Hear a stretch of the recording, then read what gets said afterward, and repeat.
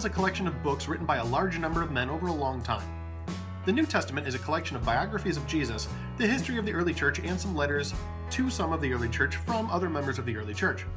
And by the early church, I don't mean the 8 a.m. service. I mean the Christians of the first century. No. The New Testament was written within the lifetimes of the first generation of Christians, including those eyewitnesses to the events described in the 4 Gospels.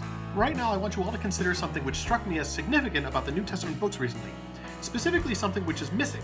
We know from the 4 Gospels, Matthew, Mark, Luke, and John, and other historical accounts, that Jesus was executed by crucifixion under the charges of blasphemy for claiming to be the God of the Jews, and sedition for claiming to be the King of the Jews.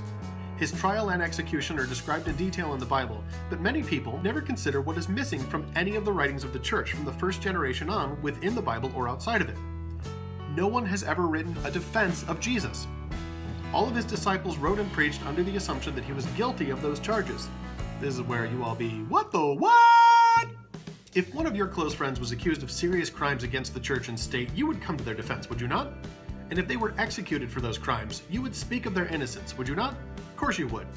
You're a good friend who's not afraid to tell the truth. I like that about you.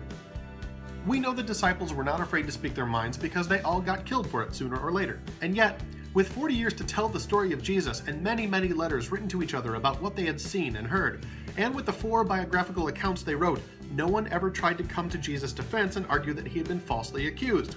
What gives, man? Here's why this omission is so important. There are people who would try to tell you that Jesus never made any grand claims about himself. They'll tell you that he just told people to love their neighbor, and for some reason that was enough to make the Romans and Jews bury the hatchet, join forces, and have him killed. Many liberal theologians will tell you that Jesus was just a very good man who said some very nice things, but never claimed to be God or king. Islam teaches that Jesus never claimed to be God or king, although I'm uncertain if it teaches he was actually crucified.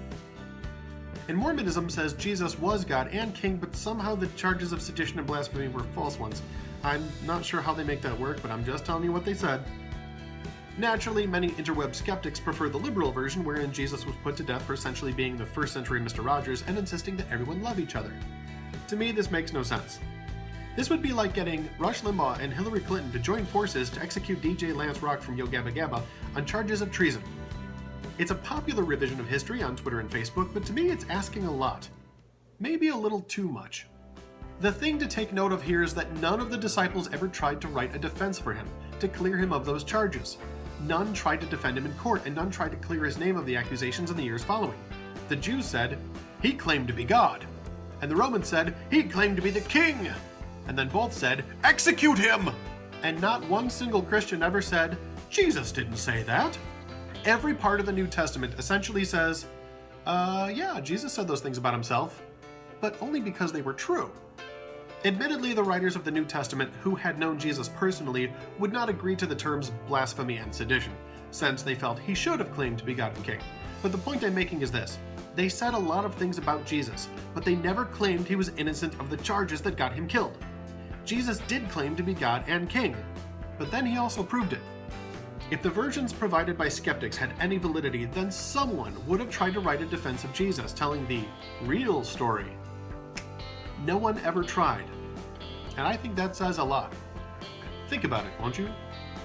Y'all have yourselves a good Resurrection Sunday.